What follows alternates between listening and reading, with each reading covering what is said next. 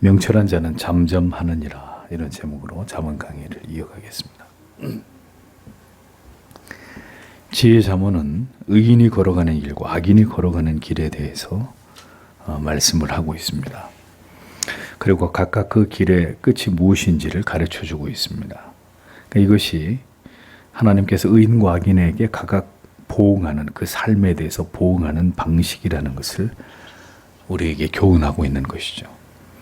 그러니까 이 세상에 의인과 악인이 존재하는 것은 택자와 유기된 자들이 존재하듯 모두 하나님의 섭리라는 것을 알아야 합니다. 그러니까 각각의 인생을 통해서 하나님께서 우리들에게 주시는 그 깨달음의 진리를 마음에 새기면서, 그러면 우리는 이 오직 한 번뿐인 우리의 인생을 하나님 앞에서 어떻게 살아갈 것인지를 항상 깨어 생각하면서 살아가는 자들이 되기를 힘써야 된다는 것입니다. 의인과 악인은 걸어가는 길이 다릅니다. 길이 다르다는 얘기는 삶을 살아가는 방식, 원리가 다르다는 얘기죠.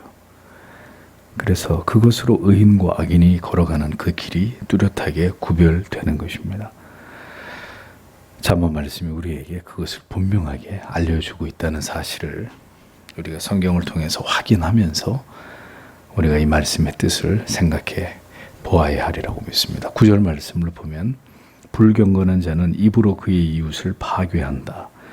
그러나 의로운 자들은 지식으로 구원을 받았다. 이렇게 직역이 됩니다. 사특한 자라고 되어 있죠. 본 한글 성경에는 사특한 자란 하나님의 존재를 멸시하고 경멸하는, 경건하지 않은 자들을 가리킵니다. 하나님의 법을 무시하고 업신여기고 자기 마음대로 악을 행하면서 살아가는 자를 사특한 자다, 이렇게 이야기합니다. 근데 그런 자들은 자기를 망칠 뿐만 아니라 그의 악함 때문에 누구까지, 그의 이웃들까지 파멸에 이르게 한다라고 잠언은 말씀합니다. 왜 자기만 망치는 게 아니라 이웃들까지 망치게 되는 이런 일들이 일어나느냐? 왜 그럴까요? 불경건한 자는 뭘로 그의 이웃을 해야 한다고요? 말로 이렇게. 사특한 자는 입으로 그 이웃을 망하게 하죠. 이렇게 돼 있잖아요. 그러니까 악인들의 입에서 악한 말들이 끊임없이 나온다는 말입니다. 언제나 그 입에서 나오는 말, 속이는 말이든지 아니면 다른 사람을 욕하는 말이든지 온갖 부정적인 말이든지 비판적인 말이든지 약점을 들추는 말이든지 중상모략하는 말이든지, 그러니까 온갖 악한 말들이 악인들의 입에서 쏟아져 나온다는 말입니다. 그러니까 악인을 가까이 하게 되면, 악인의 곁에 살게 되면 언제나 그 입에서 나오는 어떤 말을, 악한 말들을 듣게 됩니다. 그리고 그 말은 결국 그 말을 계속 듣고 있는 그 주변의 사람들의 생각과 마음뿐만 아니라 판단과 선택, 결정에까지 영향을 미치게 됩니다.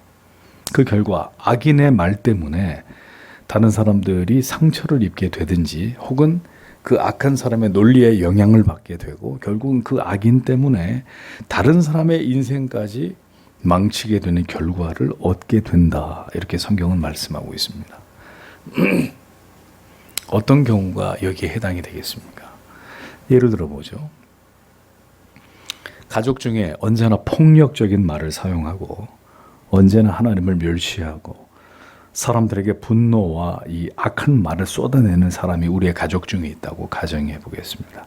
그 사람이 아버지일 수도 있고 어머니일 수도 있고 혹은 악한 자녀일 수도 있을 것입니다. 자, 그러면 그 가정은 조용한 날이 있을까요?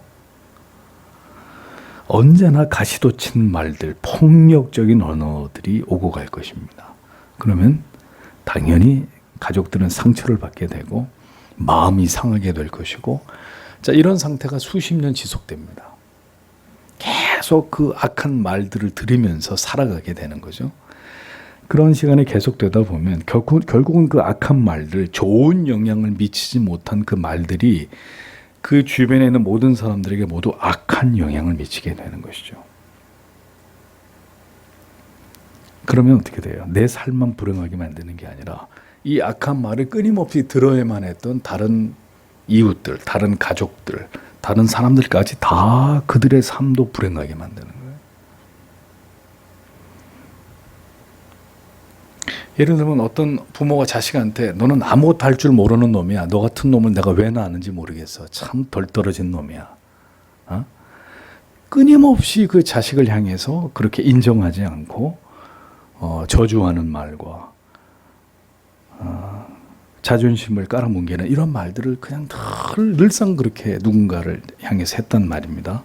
자식이 아니라 뭐 누가 됐든 뭐 그런 말을 자주 하는 형이 있었든 누나가 있었든, 그래서 늘 그런 얘기를 들어맨했던 어떤 동생이 있었다고 생각을 하고 계십시오.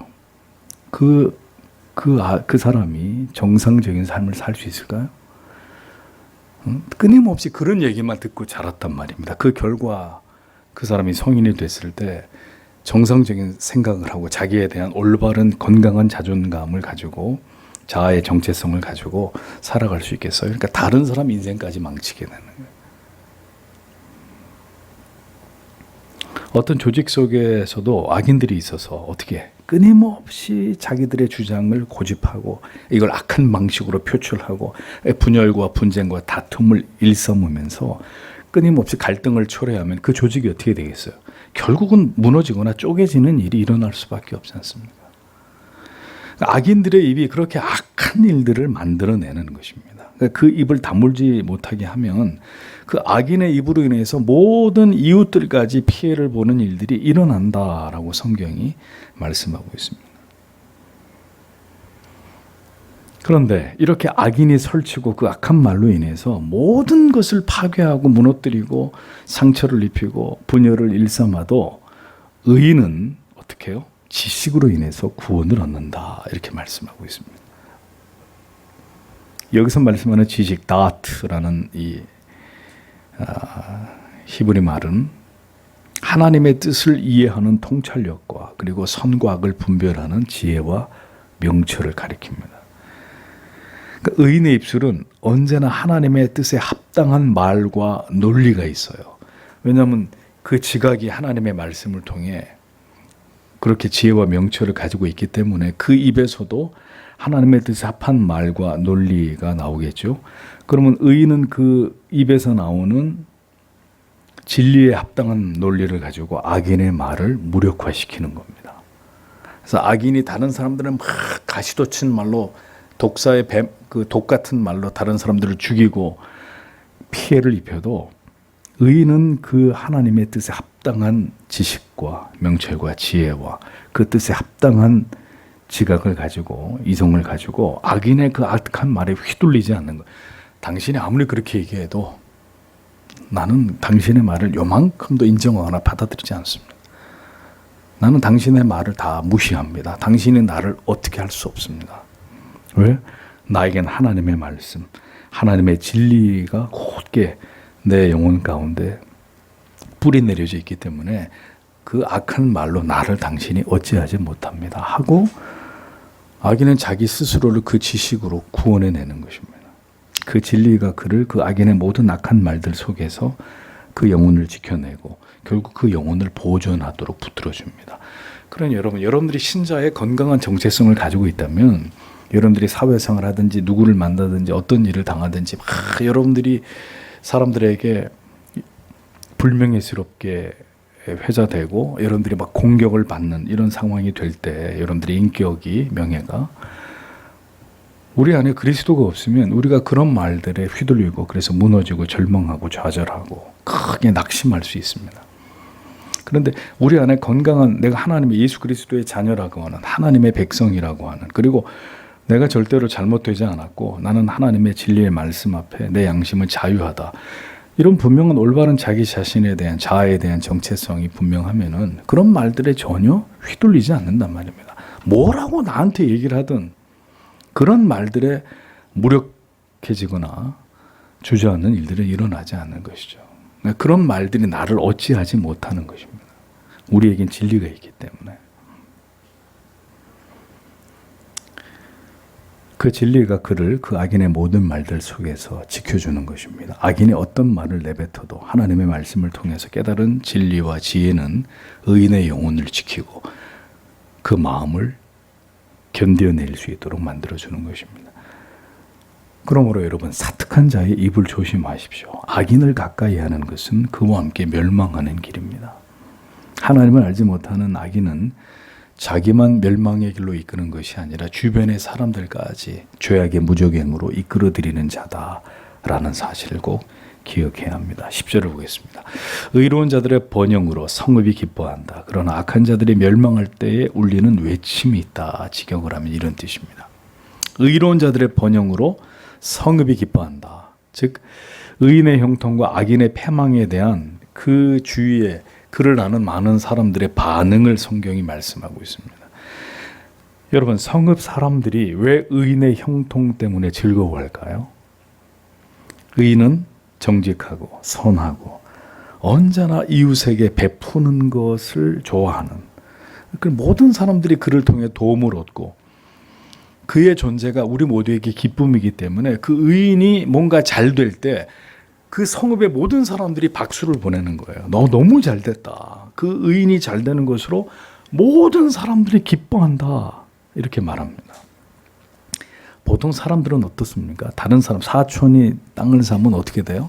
배가 아프다 그러잖아요. 그러니까 다른 사람이 잘 되는 꼴을 잘 못 보는 게 보통, 시기하고 질투하는 게 보통 사람들의 모습인데, 정말 잘 되기를 바라는 사람이 있다면 어떤 사람이겠냐고요. 그 사람이 그의 존재가 방금 얘기한 대로 모두에게 기쁨이 되기 때문이에요. 늘 그 사람이 존재하기 때문에 우리 공동체가 항상 기쁘고 즐겁고 행복하고 모두가 그의 도움을 다 받았던 이런 사람이라면 그가 잘 되는 걸 싫어할 사람이 어디 있겠어요?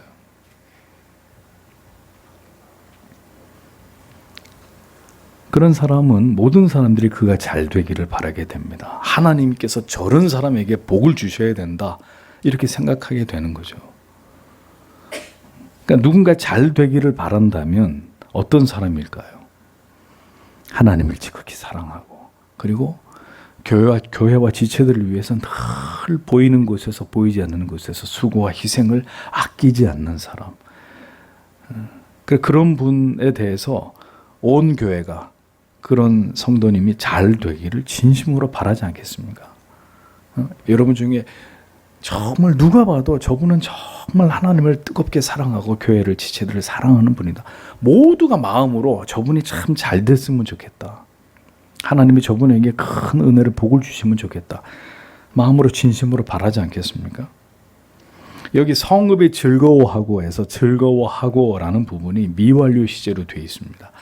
그러니까 의인의 형통함에 대해서 공동체 전체가 계속 그가 잘 되기를 바라는 마음을, 그리고 그가 잘 되기를 지속적으로 바라는, 그가 잘 되는 것에 대해서 지속적인 기쁨이 되더라. 공동체에게 의인의 형통함이, 그 얘기입니다.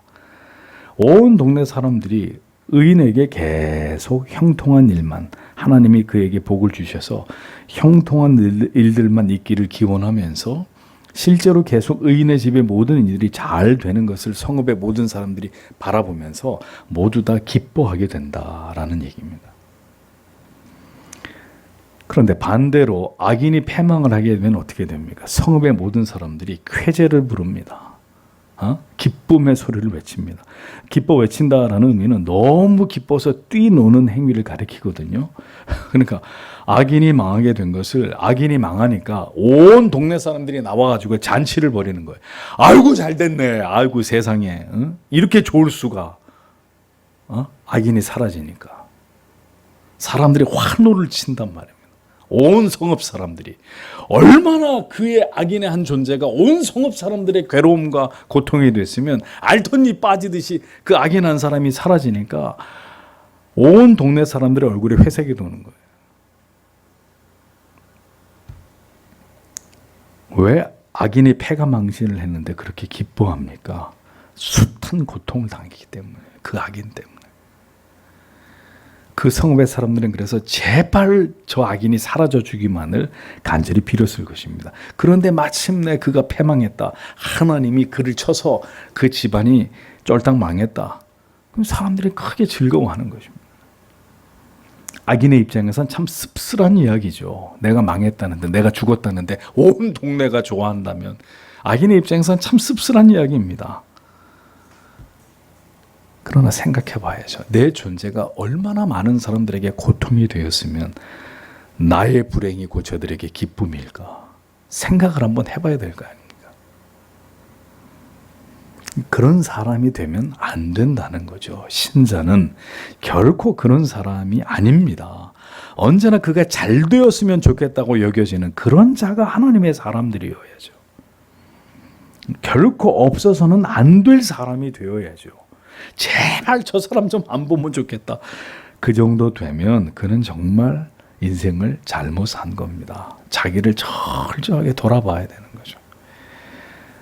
없는 것이 더 낫다고 여겨지는 사람, 그 정도 되면 그는 악인입니다. 악인.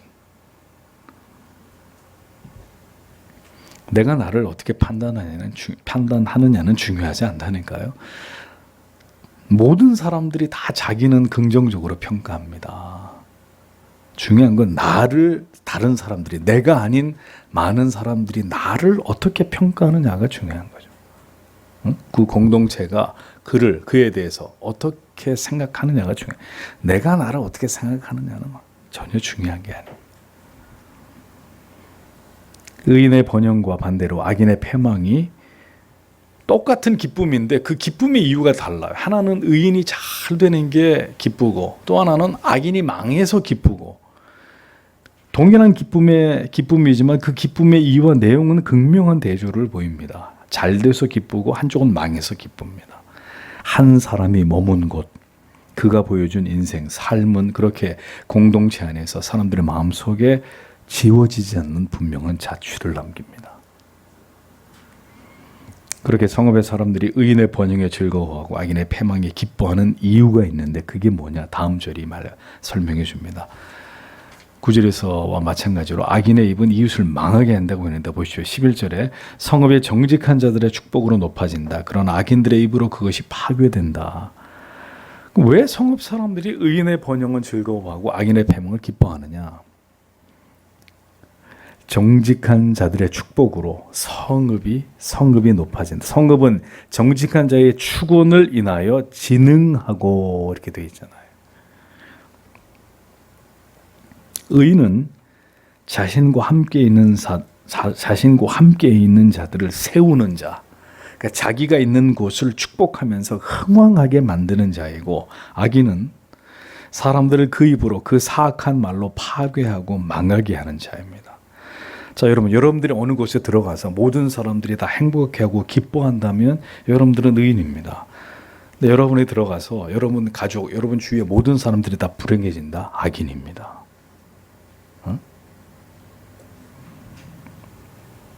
악인은 사람들을 그 입으로 그 사악한 말로 파괴하고 망하게 하는 사람입니다. 들어와서 갈기갈기 다 찢어놔버리고 다 피를 흘리고 상처를 입게 만드는, 자기뿐 아니라 모든 사람을, 성읍이 망하기를 원하는 자입니다. 참 이상한, 어느 조직에 들어가서 그 조직이 더 잘 되고 부흥하고 성장하기를 바라는 게 아니라 다 같이 망하자. 이놈의 세상 다 같이 죽자, 그냥 다 같이 망하는 길로 가자. 악인입니다. 악인. 정직한 자는 성읍을 축복합니다. 즉 그가 하는 모든 말들은 성읍을 잘되게 하는 말들입니다. 모두에게 유익을 끼칩니다. 그렇기 때문에 성읍의 모든 사람들이 의인의 형통함을 기뻐하는 거예요. 저는 항상 우리에게 복을 베풀고 잘 되기를, 우리가 하나님 앞에서 하나님의 기뻐하는 삶을 살기를 누구보다도 열심히 우리에게 그 정확한 길을 보이고 그것을 위해서 기도해주고 그것을 도모해 주었던, 그러니 저 사람은 잘 돼야 돼, 이유가 있는 것입니다. 그런데 악인은, 저 인간은 입만 열면 그 입으로 그냥 사람들을 헐뜯고 욕하고 폭력적인 말, 사람들에게 괴로움과 고통을 주고, 악인의 입은 성읍을 파괴시킵니다. 의인의 입은 성읍에 있는 자들을 축복합니다. 그래서 악인이 패망하여 사라져갈 때 기쁨으로 환호하는 겁니다. 사람들에게 복이 오게 하는 말이 있고 사람들을 무너지게 하는 말이 있습니다. 하나님께서 당신과 함께 하십니다. 하나님이 반드시 길을 여실 겁니다. 하나님의 선하신 뜻이 당신에게 이루어질 것입니다. 그러니 부족하고 연약하다고 해서 주저앉고 절망하지 마시고 주님을 바라고 의지해서 일어나십시오. 살리는 말입니다. 반대는 너는 아무것도 할 수 없어. 너는 쓰레기야. 너 같은 인생은 이 세상에 태어나지 않는 게 더 나았을 거야. 이건 뭐 죽이는 말이에요. 죽이는 말. 그리스도인들은 사람들의 영혼을, 그들의 마음을 살게 하는 진리의 말을, 하나님의 말씀을 전하고 그 영혼이 잘 되도록 축복하는 자입니다. 그리스도인이라는 사람들이 사람들의 가슴에 비수를 꽂고 사람들의 마음을 병들게 하고 아프게 한다면 그리스도의 사람이 아닙니다.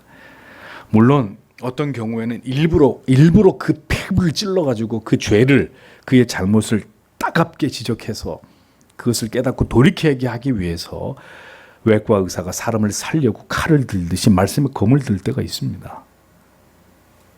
그런 경우가 아니고 정말 그 영혼을 죽여서 아무것도 할 수 없도록 그렇게 한 인생을 망치게 하는 이런 악한 말들, 악한 일들은 우리가 결코 우리의 말과 행동으로 해서는 안 되는 일인 거죠. 이어지는 12절의 말씀도 악인과 의인이 대조를 이루는데 보십시오. 마음이 부족한 자는 그의 이웃을 멸시한다. 계속 이웃과 관련되는 이야기잖아요. 그러나 분별력들의 사람은 침묵한다. 이렇게 되어 있습니다. 악인이 인정을 받고 의인이 사람들에게 멸시를 당하는 이유가 이렇게 계속해서 말씀을 통해서 논증이 되고 있습니다. 잠언에서 12절 말씀에 지혜 없는 자는 그 이웃을 멸시하나 명철한 자는 잠잠하니라 그랬잖아요. 잠언에서 지혜 없는 자라는 이 번역이 원어에서는 어떻다고 여러 번 말씀드렸는데 기억하십니까? 하사르레브, 즉 마음이 결여된 자. 잠언에서 아주 자주 표현되는 말이에요. 그러니까 지혜가 없다라는 말을 히브리적 관점에서는, 히브리적인 사고 속에서는 마음이 부족한 자, 마음이 부족한 자가 지혜가 없는 자예요. 그러니까 마음이 부족하다는 말이 무슨 의미냐? 마음이 결여된 자, 마음이 부족하다. 뭐에 있어서요? 이해력과 통찰력이 떨어져서 하나님의 뜻을 전혀 알지 못하고 분별하지 못하는 자가 지혜가 없는 자예요. 마음이 없는 자예요. 그러니까 하나님의 마음이 전혀 없어. 하나님이 뭘 원하는지, 뭘 기뻐하는지, 뭘 싫어하시는지, 하라고 하는지 말라고 하는지 전혀 하나님의 마음이 반영이 되지 않는 마음. 그럼 어떻게 돼? 다 자기 고집대로, 자기 생각대로, 자기 마음대로만 사는 사람들. 어떤 사람이요? 지혜가 없는 사람. 그렇게 마음이 결여된 자가 잠언을 잘 보면 부모의 말을 멸시하죠. 그 다음에 음료의 유혹에 넘어가죠. 입술로 늘 미련한 걸 말하죠. 남의 보증서주 다 망하고, 그 다음에 오늘 여기서 이웃을 멸시한다. 마음이 결여된 자, 지혜가 없는 자는 이웃을 멸시한다. 하나님의 뜻을 전혀 모르기 때문에 그는 언제나 이웃을 멸시합니다. 누가 자기보다 못한 삶을 살면 아유 무식해가지고 저거 인생을 저 따위로 사니까 저 모양이지, 하나님의 뜻과 섭리를 알면 아 저가 하나님 앞에 고난을 겪고 있구나, 하나님이 그를 어떻게 쓰시기 위해서 저런 어려움을 주고 계시나, 생각하는 차원이 달라지는데 그런 하나님의 마음이 전혀 모르니까 이웃을 늘 멸시하고 자기만 가장 똑똑한 사람처럼 생각합니다. 나머지 이웃들은, 지체들은 다 어리석고 바보 같고 모자란 인간들처럼 여깁니다. 그런데 성경은 정작 그런 네가 지혜가 없는 자다 이렇게 말씀하는 거예요. 하나님의 뜻은 이웃을 사랑하는 것입니다. 멸시하거나 업신 여기는 게 아니라 나보다 더 나은 존재들로 여기고 그들을 섬기고 사랑하고 그들의 허물을 덮어주는 것입니다. 이것이 지혜 있는 자의 모습입니다. 지혜가 없는 자는 어떻게 합니까? 없는 흠도 만들어내고 이웃을 끊임없이 욕하고 멸시하고 비방합니다. 왜 그럴까요? 마음이 삐뚤어져 있으니까 그렇죠. 그리고 지독한 열등감이 있으니까 다른 사람들이 끊임없이 쳐서 자기를 높이기 위해서 다른 사람들이 끊임없이 깎아내리는 거 아닙니까? 악한 것만 보고 나쁜 것만 보이는 거예요. 좋은 게 보여서 야, 저 사람은 참 저런 장점이 있구나, 저 사람 참 저기 저런 부분이 칭찬할 만하고, 똑같이 사람을 봐도 좋은 면을 보는 게 아니라 아유 저 인간은 저것 때문에 안 되고 저것 때문에 망할 거고. 참 희한하죠. 사람을 보는데 나쁜 것만 보여. 항상 잘못된 것만 보면서 그것을 끄집어내고 욕하고 들추어내고 이런 걸 좋아합니다. 어떤 사람이라고요? 마음이 결여된 사람. 마음이 한참이나 하나님의 뜻에 대해서 부족한 사람. 그러나 명철한 자는 그 모든 이웃의 허물과 부족에 대해서 어떻게 한다고요? 침묵합니다. 그 이유는 자기도 연약한 존재고 자기도 언제든지 넘어질 수 있고 쓰러질 수 있는 존재임을 알기 때문에 다른 사람들의 그런 것을 봤을 때 침묵하는 거예요. 얘기하지 않는 거예요. 아, 그것이 저분의 연약이구나. 하나님이 그를 붙들어 주시겠지. 나도 저 사람처럼 넘어질 수 있다. 라는 생각을 하면서 침묵하는 것입니다. 입은 침묵하고 행동은 태산처럼 신중하고 무겁습니다. 왜? 이웃을 존중하기 때문에. 우리가 모두 연약한 죄인이라는 사실을 알기 때문에 그렇게 하는 것입니다. 13절에 걸어다니면서 비방하는 자는 비밀을 폭로한다. 그러나 영이 충실한 자는 이를 감춘다. 바로 윗절과 비슷한 내용입니다. 두루 다니며 험담하는 자는 남의 비밀을 누설하나 마음이 신실한 자는 그것을 숨기느니라. 네. 악인은 어떻게 해요? 두루 다녀. 가만히 있지를 못해. 네? 오늘은 이 사람한테 전화하고 내일은 저 사람한테 전화해서 이 사람 욕하고 이 사람한테 저 사람 욕하고 가만히 있지를 못하고 돌아다니면서 기어이 비방을 하고 다른 사람의 비밀을, 그의 허물을, 그의 부족한 점들을 들추어냅니다. 그의 명의를 실추시키고 그의 수치를 드러내고. 네?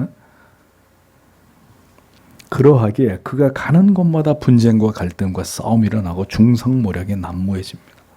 모두가 서로 불신하게 만들고. 그래서 70인역에서는 여기 이 한담하는 자를 두 개의 혀를 가진 자, 교활한 자라고 번역을 합니다. 두 개의 혀를 가진 자다. 심히 교활하고 아삭하다는 뜻입니다. 악인의 말은 언제나 뱀의 혀와 같습니다.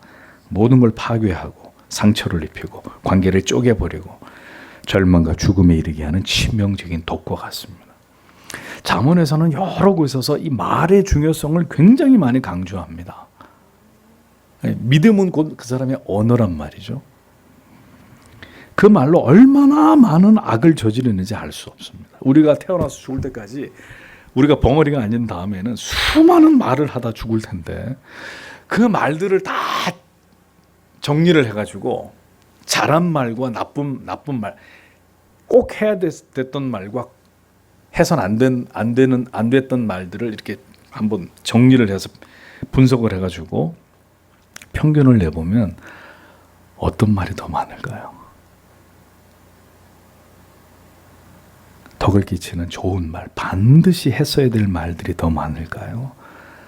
해서는 안 됐을 말, 나쁜 말, 부정적인 말, 상처 주는 말, 거짓말, 어떤 말들이 더 많았을까요? 정말 무서운 악인은요, 아주 고단수 악인은 겉으로 전혀 악함을 드러내지 않아요. 이미 막 악한 말로 막 이렇게 내뱉으면 딱 써 있잖아요. 이마에 악인이라고 써 있기 때문에 금방 정체가 탄로 나는데 정말 무서운 악인은 전혀 정말 양 같아요. 얌전해요. 말까지 아주 선하고 부드럽고 달콤하게 합니다. 그런데 그 말을 쫓아가다가는 어떻게 될까요? 멸망에 이르러요. 그 대표적인 존재가 잠언에 누구라고요? 음녀. 혀에서 꿀이 떨어지는 말이 나와요. 그러니까 대놓고 막 악한 말을 하면 사람들이 근처도 가지 않겠지만 굉장히 부드럽고 신사적이고 참 사랑이 많은 것 같고 인품이 훌륭한 것 같고 저 사람하고 같이 살면 너무너무 행복할 것 같아요. 악인은 그 혀에 이러한 권세를 가진 자들이라는 것을 기억하셔야 됩니다. 그 악인의 말에 공동체 전체가 위험에 빠지고 분열과 갈등이 일어날 수 있다는 사실을 분명히 아셔야 됩니다. 그러나 마음이 신실한 자, 마음이 확고하고 믿음직한 사람, 즉 명철한 사람은 위에서도 얘기했지만 언제나 타인의 허물에 대해서 드러내지 않고 침묵하고 덮어줍니다. 침묵하고 덮어줍니다. 자기만 알고 있는 거예요. 만약에 누군가의 죄가 다 드러났다, 그럼 교회는 하나님의 말씀에 따라서 권징과 치료를 합니다. 그러나 이것은 나만 알고 있는 저 사람의 은밀한 잘못이에요. 허물이에요. 그러면 어떤 건 또 가서 권면을 해야 되겠지만 어떤 부분은 그를 위해 기도하는 거예요. 하나님이 깨닫게 해주십시오. 하나님이 그를 돌아오게 해주십시오. 그의 마음을 바꾸어 주십시오. 그가 하나님 회개하고 하나님 앞에 바로 서게 해주십시오. 침묵함에 덮어줍니다. 그래서 의인은 모든 사람에게 칭송을 받는 것입니다. 잠언은 의인과 악인이 자기들과 함께하는 사람들에게까지 어떤 영향을 미치는지에 대해서 잘 설명해 주고 있습니다. 그리스도 예수의 사람들은 자기만 잘 되는 사람이 아니에요. 끊임없이 나 때문에 나로 인해서 내 가족이, 내 공동체가, 내 주위의 모든 사람들이 다 그 영혼이 잘 돼야 된다고 생각하는 사람들입니다. 그러니까 나만 잘 아니에요. 그리스도인이 나만 잘하면 된다. 그건 주님이 우리에게 주시는 마음이 아니라 나로 인해서, 내 말로 인해서, 내 삶으로 인해서 내 주변에 있는 사람들이 그들이 잘 되게 되는 그것까지 생각하는 사람들이 그리스도의 사람들입니다. 그의 선한 영향력은 언제나 자기뿐 아니라 그를 아는 모든 사람들에게 미치게 됩니다. 그래서 지혜로운 자와 어리석은 자, 의인과 악인의 두드러지는 차이는 바로 그의 말에 있다.